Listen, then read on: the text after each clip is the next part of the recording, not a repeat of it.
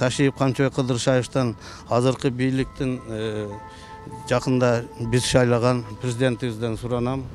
Ошо кабыл алып койсо мен бүт факторларды толтуруп апарып туруп көрсөтүп, ошо жерден бир жыйынтык чыгарып берип, мыйзам чегинде жоопко тартып беришин суранам. Бул спорт клуб Ош облусунун Кара Суу районуна караштуу Сабай айыл өкмөтүндө жайгашкан. Имарат 2018-жылы пайдаланууга берилгени маалымдалат. Айылдык кеңештин депутаттарынын айтымында залга 2017-жылы 2 миллион сом акча бөлүнгөн. 2018-жылы өкмөт башчы Мунарбек Сайпидинов сессиясыз эле депутаттарды коркутуп дагы 3 миллион сом акча бөлдүрткөн. Спорт залга мыйзамсыз сессия болбосо деле 3 миллион бекитип алган. 2018-жылы 19 майда сессия болгон эмес. Sessiya boldu deb 3 milyondu öz aldınca bekitip algan. Общий ошондо sport zal 5 milyonga бүтүп атат. Sport zalдарды барып текшерсеңиздер, өзүңүздөрдү көрөсүздөр, көрсөңүздөр билинет өздөрү. Анан кийин мамлекеттик иште кимдин аялы же кимдин эжеси мамлекеттик иште иштесе, ошол аркылуу кысым кылат. Мисалы мен мугалим адаммын. Кубанкай районунун пионер 50 жылдык атында мектепте иштеймин. Бирок мага да кысым кылат. Через директор аркылуу кысым кылган. Бирок мен андай нерсеге башчы ийбейм. Ушундай эле жүйө менен Сабай айыл өкмөтүнүн имаратына да 7 миллион акча бөлүнгөн. Сессияда 3 миллион каралса, кийин мыйзамсыз түрдө депутаттарды макулдугусуз дагы 4 миллион ажыратып алган.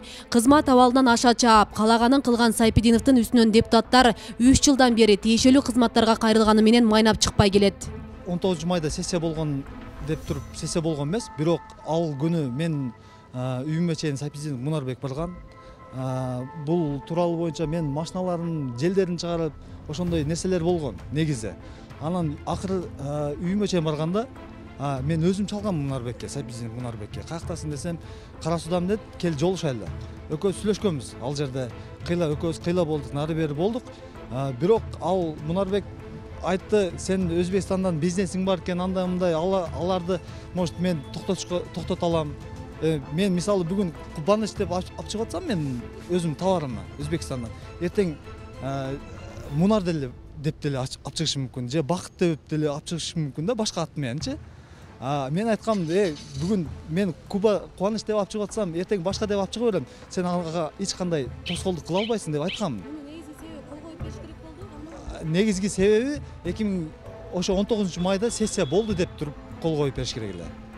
Мен ал нерсеге каршы болгом. Кайрылбаган жерибиз калган жок. Бүт күч системаларынын баарына кайрылганбыз. Генеральный СМБ аппарат президента эч кол коюшат экен алар. Кайра первоначальный инстанцияга жөнөтүп коет экен.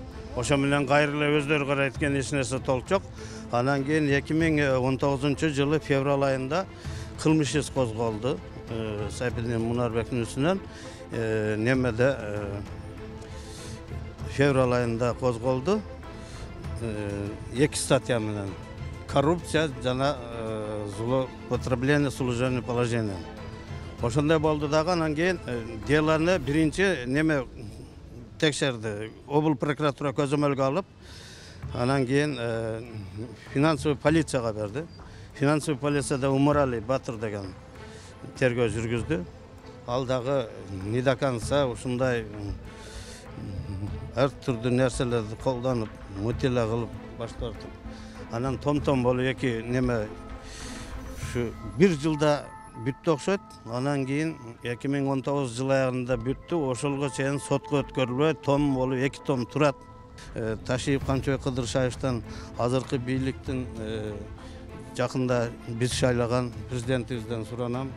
Ошо кабыл алып койсо, мен бүт факторларды толтуруп апарып туруп көрсөтүп, ошо жерден бир жыйынтык чыгарып берип, мыйзам чегинде жоопко тартып беришин суранам.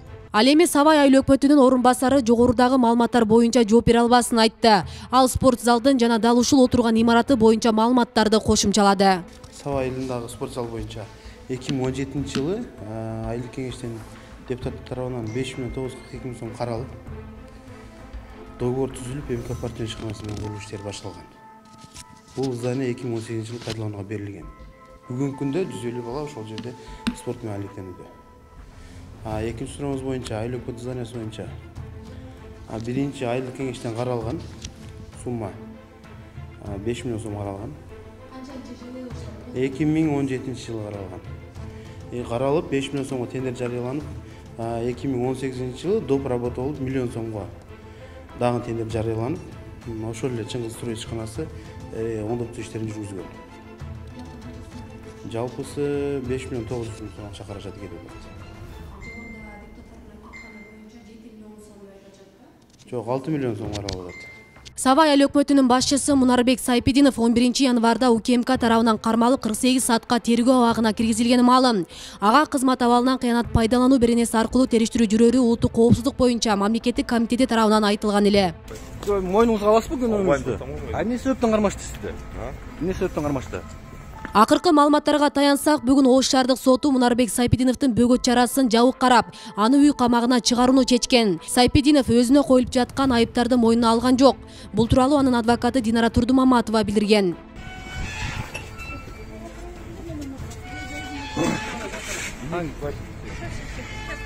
У кого спросить, господин Сайпидинов? А вас же освободили, вас опять забирают, что ли? Мунарбек Сайпидинов мамлекеттик баажы кызматынын төрагасынын мурдагы орун басары Райымбек Матраимовдун өкүл баласы. Ал Кара Суудагы Сабай айыл өкмөтүн 2016 жылдан бери жетектеп келет. Асел Сыдыкова, Мусулманкул Шакиров, регион Ош шаары.